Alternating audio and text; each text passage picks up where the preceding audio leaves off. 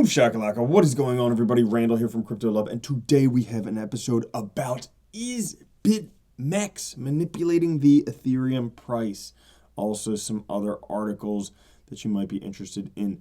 Now, before we get started, I just want to say, check it out. We got a green day so far. I mean, I'm making this episode a little bit before you're going to see it just because I am on my way to the airport to go to San Fran for the Litecoin Summit. But I want to make you a news episode before I left. So, guys, thank you for subscribing. Thanks for mashing on the like button. If you want to win a shirt, make sure you comment on this video and every other video. And pause the video, read the disclaimer. Not an expert. Don't be a dummy. Now, market cap, $196 billion. Bitcoin dominance, 56.8%. Really no change since yesterday. However, it does look like we may have a green day forming on this Thursday. Up big today, Aurora, Nano, Decentralized, and Purge. Down big today, Bitcoin Dark, Bitcoin Private, 10x, and Archain. It seems like these forks are always just down. Down, down, down. But Bitcoin at 64.62, just under $6,500. Ethereum at $193, coming back to $200. XRP at 27 cents, Bcash at 442, and EOS at 503. Now, if we take a look at Bitcoin itself, you know, we fell off a ledge, seems to have found a bottom around 61.50, and then starting to form a channel back up. Maybe. Still too early to say, but it does look like a channel is forming here. We've already broken through the first Fibonacci line, heading to 66.24, which would be the major line of resistance that we see there. Also keeping an eye on the MACD down there. Now, the big news today is an article by Trust Nodes. BitMEX accused of manipulating Ethereum's price. No. Yeah. The puppet master himself, Arthur Hayes, has been accused of manipulating Ethereum's price for his own potential gain, you think? Maybe. I mean, ever since he was on CNBC, it was Fast Money a while back, talking about how Bitcoin is going to be $50,000. Everybody's been going nuts about getting the ETFs approved because then Bitcoin will be $50,000. But you know what else has been happening? He's been making a shitload of people who have been getting wrecked trading, going short, margin trading up to 100x margin trading on Bitcoin. And yeah, he's been making a lot of money. Whether Bitcoin goes up, Bitcoin goes down, everybody else loses, he wins. Well, now on Ethereum. So they started with their 50x leverage perpetual Ethereum swap, ETH-USD, trade only using Bitcoin. You never have to touch Ether or USD. And apparently in the chat here, you can see he's been kind of talking about how people should short Ethereum. If you're a Bitcoin-based speculator, there's a perfect way to punt on the ETH-USD price.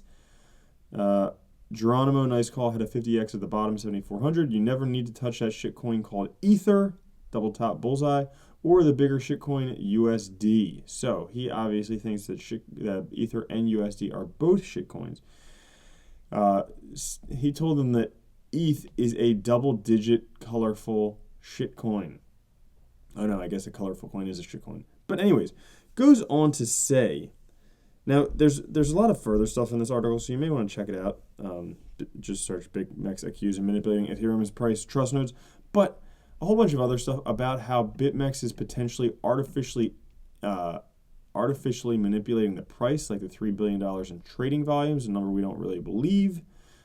Also, that they're not regulated, no oversight or accountability. However, they let any U.S. customers participate in there, which may not be particularly legal, but we'll have to see. Talks about relationships with OK Exchange. This is all alleged. I don't know. Read it for yourself. But I mean, it makes me think like they're just doing. He's making money. He's making money any way that he can. And right now, shorting Ether. We saw what happened with Bitcoin since futures were available. December 17th, price just has come down from there. Also, what's happening with Bitcoin price become a bit, I don't know, volatility since Arthur Hayes started trading with BitMEX. But we're seeing that with Ethereum over the past week. Ethereum dumping price. Is he responsible? I don't know.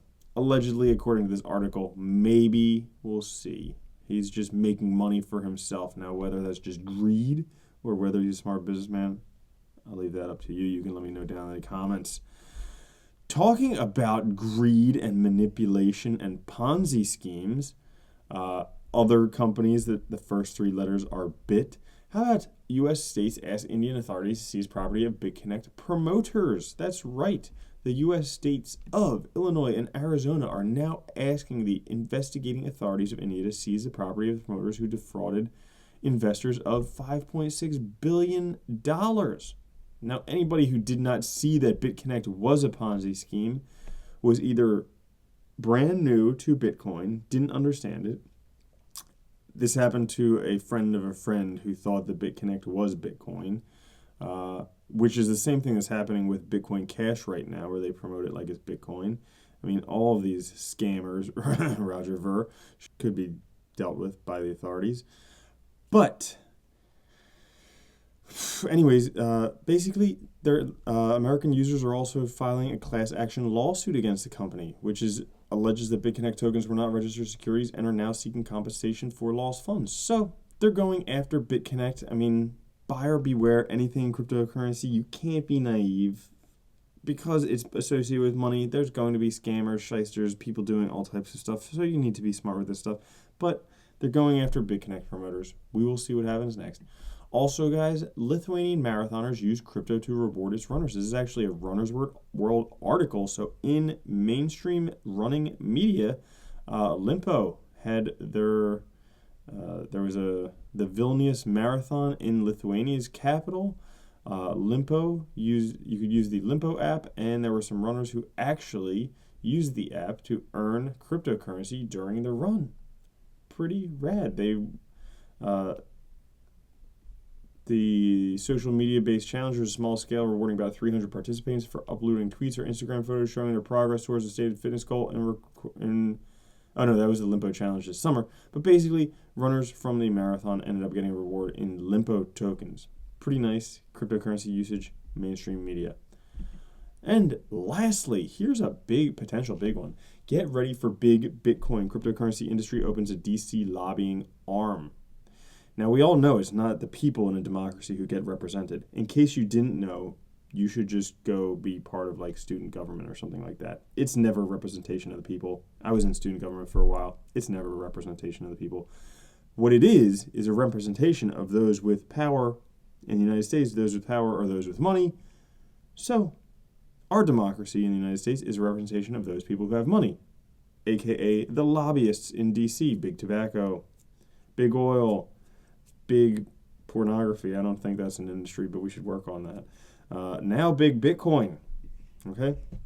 Well, anyways, that's true. They are starting a big Bitcoin business, and they're forming the Blockchain Association, as it's called, and it's formed with groups such as Digital Currency Group and Polychain Capital. Some big money. Also, Coinbase and Circle are joining, and they've already made their first hire.